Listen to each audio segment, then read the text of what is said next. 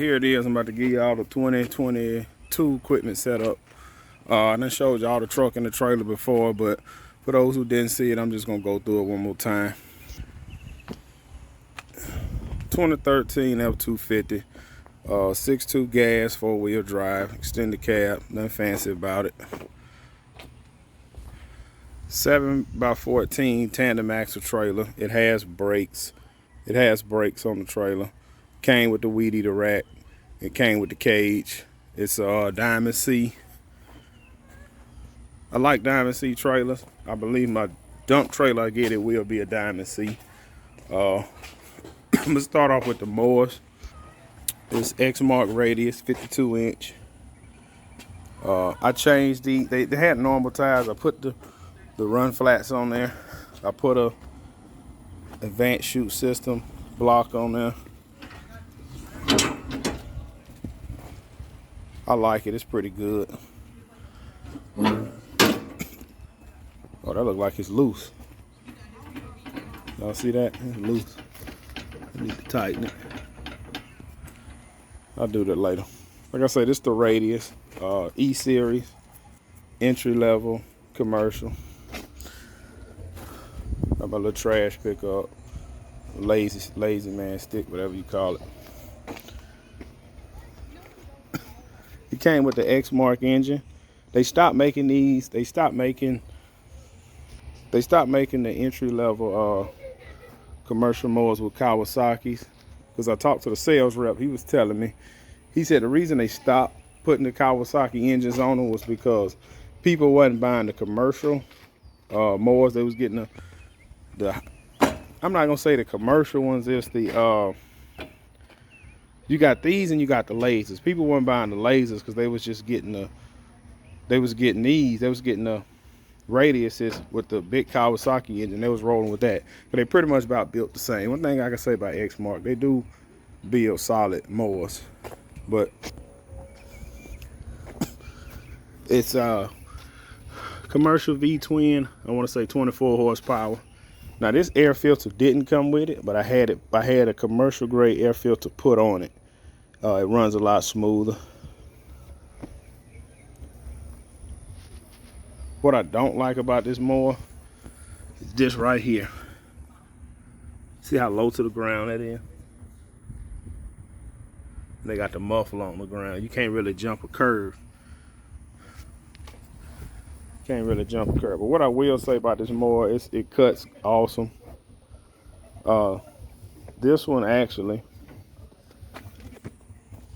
when I first started, I was running with residential mowers. I had two Exmarks. Had two Exmark Quests. And both of them broke down on me on the property. I mean, both of them at the same time. One broke down on the Friday, the other one broke down on the Saturday. And it was to the point, either you're going to give it up or go buy a brand new one. And I bought that one. That one turned my business around. It saved me. And I got nothing but love for that mower. I'm going to keep it forever. This is the Scag V-Ride 2. 52 inch velocity deck. Fuel injected. Kawasaki, 26 horsepower.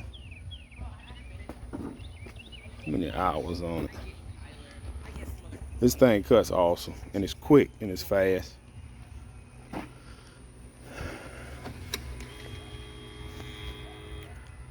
$170 hours.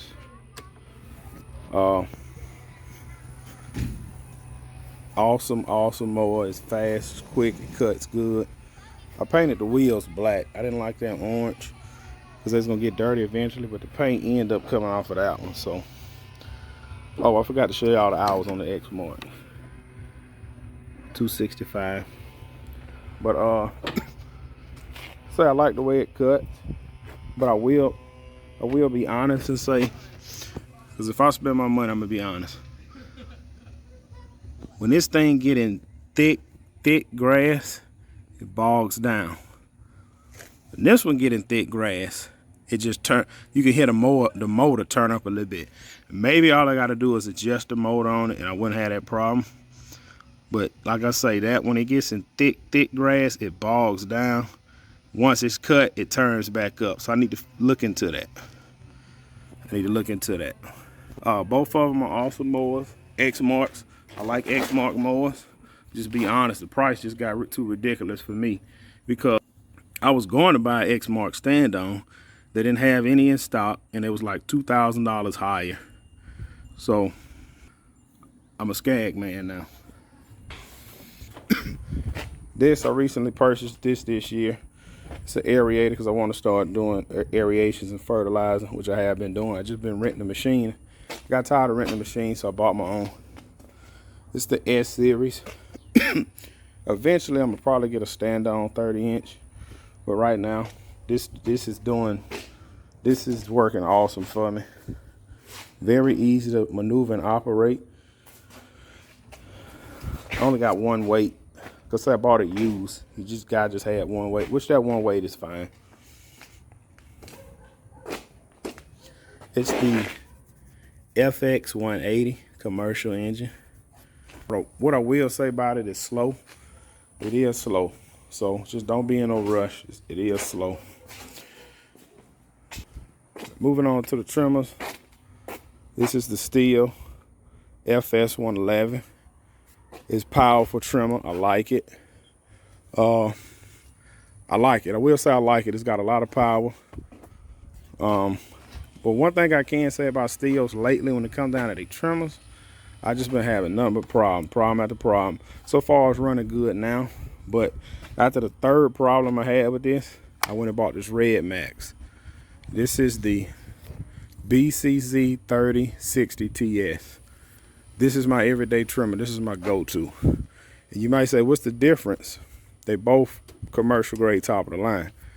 They both weigh the same. But what I like about Red Max is I can bump the trigger. Like when I'm cutting, I don't like to lay down on the trigger.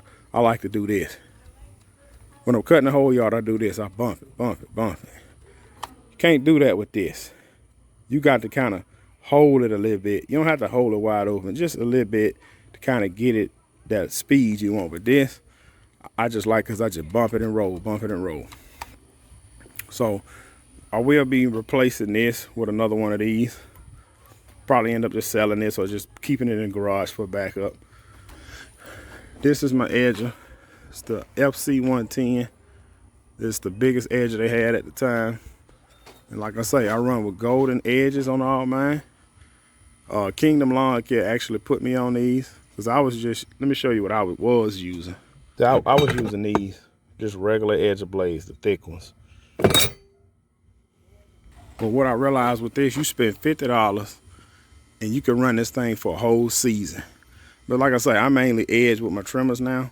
But I've literally, when I first got it, when I didn't know how to edge with a trimmer, I ran with this from May all the way up until May. And the one I actually just put on here was really on there for 14 months. So, here's my Hedge trimmer, the Stihl HS82T.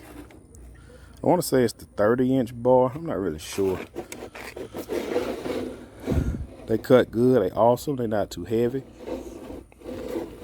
Like I say, Stihl have good handheld equipment. It's just when it comes down to the trimmers.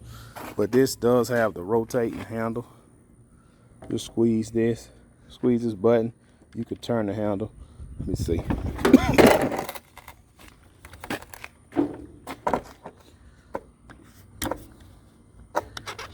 So you can turn it. I'm gonna be honest, I never turned that thing. I just turned my hand instead of trying to squeeze that and turn it.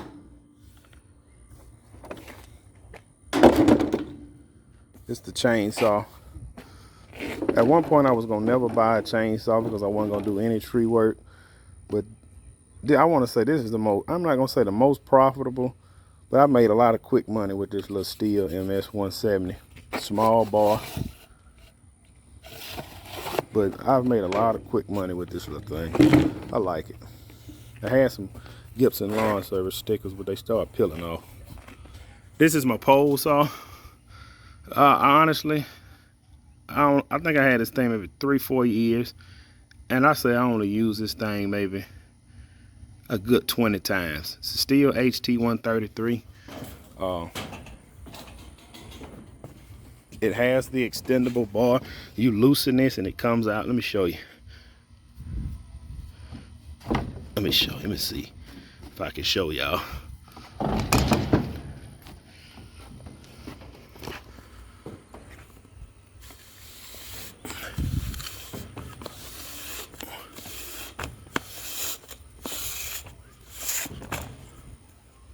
I go pretty high up.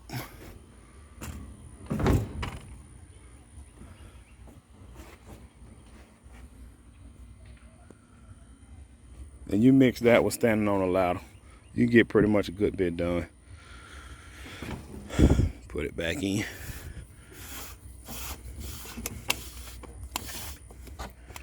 One thing I will say, after you use it, you want to extend it out. Don't touch that. It get hot.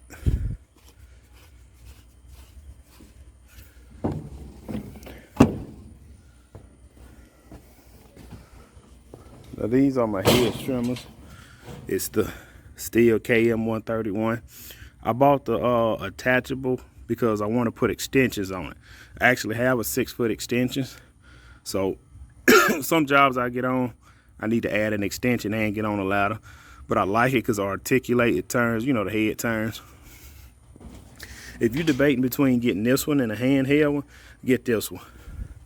I honestly use this one more than I use that one.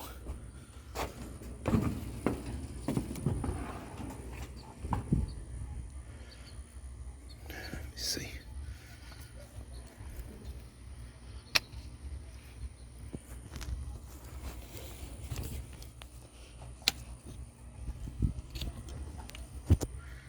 You can literally turn it however you want it. All them notches. See? You turn it however you want it.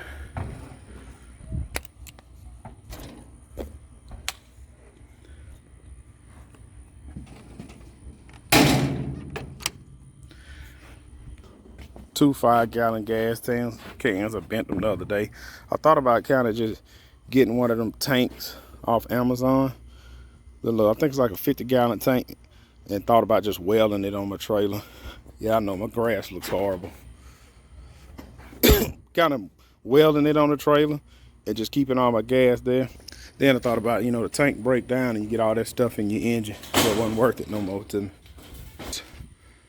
This is the Steel BR800X. I didn't get the side pull start. I just kind of thought it was gonna break, so I just went with the back pull. Pretty good blower. It's light, it's smooth, it hugs your back. And this right here is my baby, Red Max.